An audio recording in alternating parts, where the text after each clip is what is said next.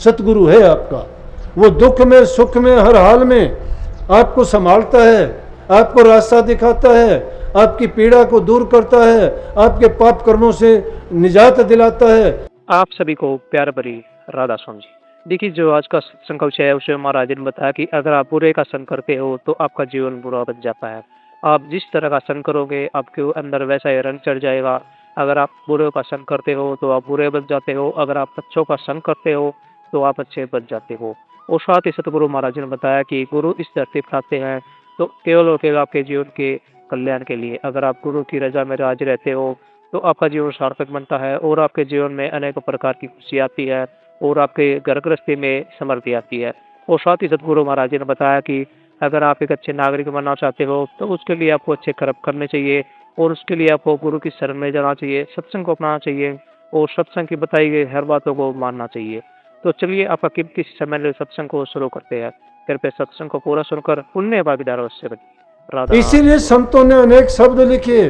झूठा है संसार सारा, यहाँ कौन है दुनिया में, कौन किसका है, कोई साथ निभाता है क्या, कोई किसी के साथ जाता है क्या, कोई किसी का दुर्द तकलीफ लेता है क्या, या कोई किसी के दूसरे के स्थान पर मरता है क्या। नहीं, कोई किसी का नहीं। मतलब के साथी जन के जिनको मर्ज है गरज है तो साथी हैं।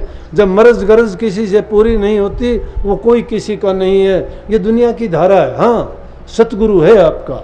वो दुख में सुख में हर हाल में आपको संभालता है, आपको रास्ता दिखाता है, आपकी पीड़ा को दूर करता है, आपके पाप कर्मों से निजात दिलाता है और सच्चाई का मार्ग दिखा के आपके अपने जीवन को संवारने की हर समय उपदेश शिक्षा देता है और गुणवान बनाता है। दुर्मति को दूर करके कुमति को दूर बहा देता है और सुमति देता है, जिसके कारण इंसान का जीवन सफल हो जाता है। नहीं तो जो हम जीवन अज्ञान में जीते हैं, नर का इंसान का चोला जरूर है, लेकिन कर्म जो कभी करते हैं राक्षसों वाले, कभी जानवरों वाले, कभी कैसे, क्योंकि इंसान के कर्म ये नहीं थे। अगर सच्चा इंसान है तो वो तो नेक कर्म करेगा, दूसरे के हित की बात करेगा, बातों से या वचन से मीठा बोलेगा और शरीर से सेवा करेगा। यही हमारे शास्त्रों का लेख है कि जो शरीर से सेवा करता है, जबान से मीठा बोलता है, धन है तो दान पुण्य करता है, दूसरे के हित के जो काम करता है, उस इंसान का जीवन सफल हो जाता है। और ये गुण जिसमें आते हैं, जो मन से वचन से और कर्म से पवित्र हो जाता है, तो वो न केवल अपना जीवन संवारता है बल्कि उसके संपर्क में आने वाले सब जीवों को, वो अनेकों दूसरे जीवों को भी भवसागर से दुनियादारी से पार लगाने का काम करता है। इसी प्रकार से वो वचन उनको ऐसा लगा तुलसी साहब को, वो उसी समय घर छोड़ के निकले थे और उसके बाद ही वो रामायण उन्होंने लिखने का काम किया और उसी रामायण का पाठ करते, उस रामायण लोगों को उन सत्संग के रूप में सामने बैठा के उनकी व्याख्या करते, समझाते और कहते हैं कि जब श्री रामचंद्र जी रामायण लिखते थे, उनको वो जंगल, श्री रामचंद्र जी, लक्ष्मण जी, माता सीता जी, हनुमान जी, वो जो दृश्य उन्होंने वर्णन किए साक्षात उनकी आंखों के सामने से घूमते थे। इसीलिए संतों ने भी आपको अलग बात नहीं बताई। वो कहते हैं भाई कि बाहर भटकते फिरते हो, अगर अंदर की खोज करके देखोगे तो आपके अंदर के सिमटाव में भी उसी प्रकार से जिन चीज़ों को तुम खोजना चाहते हो, जिस सुख शांति को प्राप्त करना चाहते हो, जिस मालिक के दर्शन करना चाहते हो और अपने जीव का कल्याण चाहते हो, वो भी तुम्हारे अंदर में उसी प्रकार से समाया हुआ है। खोज करने की उसका तरीका यही है कि गुरु की आज्ञा का पालन करते चलो। जो गुरु उपदेश करते हैं वो क्या उपदेश करते हैं? वो कहते हैं भाई समय पर काम करो, नेक काम करो, बुराइयों से बचते चलो और दुनियादारी की फालतू बातों को, जिनसे तुम्हारा नुकसान होता है या अपने लालच के लिए किसी दूसरे इंसान को दुख ना दो। अपने निजी हित के लिए किसी को तुम अगर कष्ट देते हो तो तुम उस कष्ट के परिणाम से बच नहीं पाओगे। इतना जरूर है कि अगर सच्चे होकर रहोगे, मालिक तुम्हारे अंग संग्रह के तुम्हें सारी चीज़ों को इसी प्रकार से प्रत्यक्ष रूप से दिखा देगा कि तुम अगर मन से सच्चा है, अच्छे नेक काम करता है, झूठ कपट बेईमानियों में नहीं बहता है, किसी स्वार्थ और लालच के कारण किसी दूसरे का गला नहीं काटता है, किसी इंसान के आगे पीछे से तू उसके नुकसान की सोचता है, तो ये बुराइयां जो है जब हृदय में होंगी, ख्यालात में होंगी, तो हम कर्म भी वैसे कर बैठेंगे। जब किसी सोच हमारी होगी वैसा ही कर्म करेंगे। सोच हमारी अच्छी है, अच्छे कर्म करते चलेंगे। इसलिए अपने ख्यालात को बदलो, और ख्यालात को बदलने के लिए किसकी जिम्मेवारी है? हम अकेले में रहते हैं, हम तो अपने ही ख्यालात रखेंगे, लेकिन अपने ख्यालात हमारे से उच्च ख्यालात वालों के साथ जोड़ो, या जिसने जो अच्छे काम किए हैं उसके साथ मिल के काम करो। वो तुम्हें भी वो अच्छा काम करने की सीख देगा, तुम्हें अपने साथ लगा के बुराइयों से बचा देगा, तुम्हें भी वो रास्ता दिखा देगा जिस पे चल के आपको भी शांति मिलेगी, बुराइयों से छूट जाओगे, और आप भी उस मालिक के दर्शन उसी प्रकार से कर पाओगे जिस प्रकार से संतों ने हमें वर्णन करके बताया है कि भाई सच्चे खोजी होके बनोगे। अभी कितने ग्रंथ आप पढ़ते हो, उनमें कितना ज्ञान दिया गया है, लेकिन वो ज्ञान क्या है? रास्ता दिखाता है, हमें अपने विचारों और ख्यालात बदलने के लिए कहता है। उनको पढ़ने से ये नहीं कि पार उतर जाओगे, ग्रंथों में नहीं है, लेकिन उसके लिए आदत बदलनी पड़ेगी। बदलाव का नाम हमें इस दुनिया से मुख मोड़ के भक्ति की ओर अपने ख्यालात और विचार को जोड़ना होगा। इसीलिए जो अब शब्द गाया था आपने सुना कबीर साहब का कि गुरु को भूल गया क्यों भाई, जिसने दुर्मति दूर बहाई। जिस गुरु ने तेरी दुर्मति को दूर किया उसको हम भूल जाते हैं। हम स्वार्थ और लालच की भक्ति करते हैं, हम अपने हित के सिवाय दूसरी बात नहीं सोचते, अपनी हित के लिए सच्चे को भी झूठा साबित करने का प्रयास करते हैं। हम अपने फायदे के लिए कुछ भी कर जाते हैं, पाप कर्म करके, झूठ बोल के, कपट करके, धोखा करके। उस वक्त में सोचते नहीं हैं कि इसका परिणाम जो बुरा होगा वो तुझे ही भोगना पड़ेगा।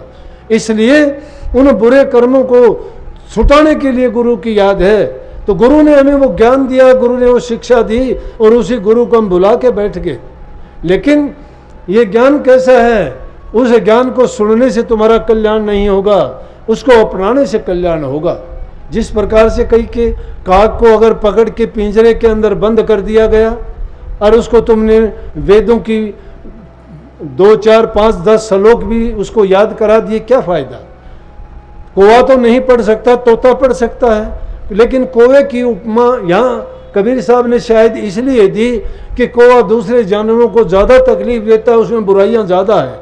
तो इतनी बुराई करने वाले जीव को भी अगर पिंजरे में रख के तुम सुनाते सुनाते हो सकता है कि उसको ज्ञान की बात सुना के सिखा भी दोगे, वो बोलना भी शुरू कर देगा, सीख जाएगा, लेकिन कर्म नहीं करेगा वैसा। वो जब उसको छोड़ोगे तो कर्म पे ही जाके चोंच मारेगा, वो उसका जातीय गुण है। लेकिन इंसान का जातीय गुण नहीं है। ये पक्षी जातीय गुण लेके आते हैं, इंसान जातीय गुण कुछ नहीं लेके आता।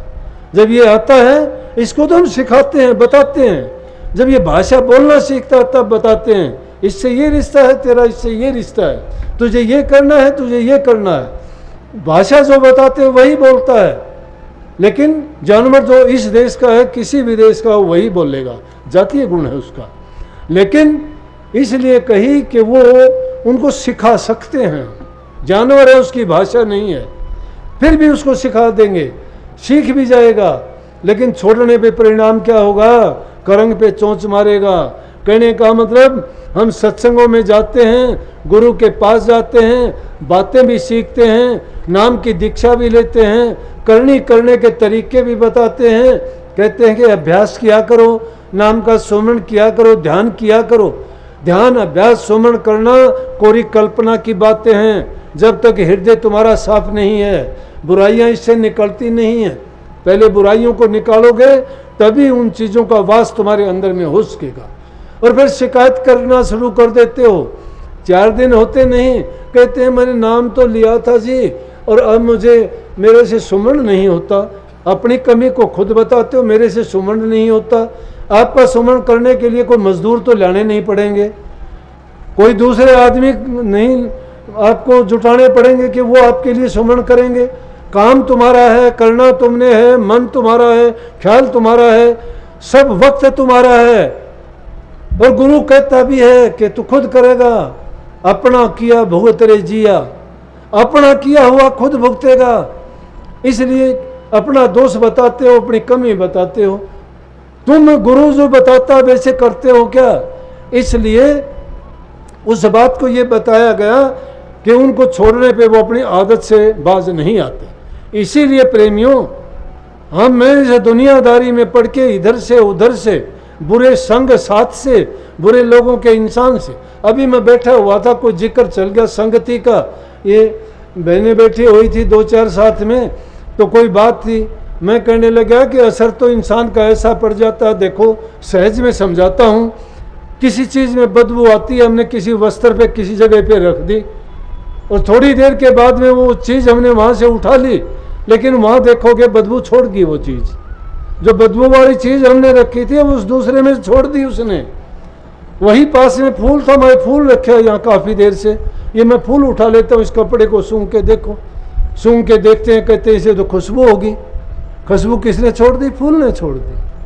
अच्छा गुण था उसमें, वो दिया उसने। बुराई थी, बुरी चीज ने अपना गुण वहां छोड़ दिया। इसलिए नेक इंसानों का संग करोगे, अच्छे गुण आएंगे आप में। बुरे इंसानों का संग करोगे, चाहे तुम लाख बचने का कोशिश करो, उसी प्रकार से अपनी बुराई आपके अंदर छोड़ जाएंगे वो। चाहे आप कहोगे कोई बात नहीं, सुन लेता हूँ, मेरा क्या लगता है, मैं इसकी बात मानूंगा नहीं। अरे मानोगे कैसे नहीं? किसी ने तुम्हें इस प्रकृति का नियम है, अगर उंगली भी हिलाते हो पूरा ब्रह्मांड हिलता है। ये अणु और परमाणु साइंस ने साबित कर दिया। एक भी अक्षर सुनते हो तुम्हारे कान में आवाज पड़ती है, तुम्हारे मस्तिष्क में जाती है। इसलिए बुरे आदमियों का संग करने से बुरी बातें तुम्हारे मन में जब प्रवेश कर जाती हैं, तुम्हारे दिमाग में, वो निकाले से भी नहीं निकलती। तुमने ध्यान नहीं दिया, कभी न कभी तुम्हें याद आ जाएगी वो बात, ख्याल में आ जाएगी जब कोई घटना होगी, जब कहोगे हाँ ये ऐसा तो हुआ था। इसलिए बदलने की जरूरत है। नेक इंसानों का संग करो, अच्छे विचारों को अपने हृदय में लाओ। गुरु का वचन कभी किसी को नुकसान देने वाला नहीं है। अगर वो देखने में कटु वचन लगता है तो भी हमारे लिए कल्याणकारी है, क्योंकि वो कटु वचन हमारे दुर्गुणों को काट रहा है और अच्छे गुणों को पैदा कर रहा है। क्योंकि गुरु जानता है कि किस में कौन सा दुर्गुण है, उसको किस प्रकार से उसको हटाया जा सकता है। तो कभी कभी शक्ति और ऐसे वचन भी बोले जाते हैं जिसके कारण शिष्य की धुलाई भी होती है, सफाई भी होती है और उससे उसकी कुटाई भी होती है। इसलिए कबीर साहब कहते हैं, उल्टे सीधे वचन का शिष्य नहीं मानने दुख, कहें कबीर संसार में सो कहिए गुरमुख। अगर तुम्हारे विचार और ख्यालात अगर पक्के हैं और सही हैं तो देखोगे तुम्हारे लिए पत्थर की मूर्ति भी भगवान प्रकट हो जाएगी। तुम्हारे ख्यालात में शक्ति है। अपने ख्यालात को अच्छा बनाओ और तुम पाओगे कि सब कुछ तुम्हारे अंदर में है। जैसा तुम चाहोगे वैसा बन जाओगे। ये दोष मत दो कि मैं नहीं कर सकता, मेरे से नहीं हो सकता, मेरे कर्म माड़े हैं, मेरा भाग्य माड़ा। किसी का कर्म माड़ा नहीं है, किसी का भाग्य बुरा नहीं है। अगर है तो किसी और ने नहीं बनाया, हमने बनाया है। बुराइयां करके बनाया है, बुरा सोच करके बनाया है। अच्छी सोचो, अच्छी करो, अच्छा पाओगे।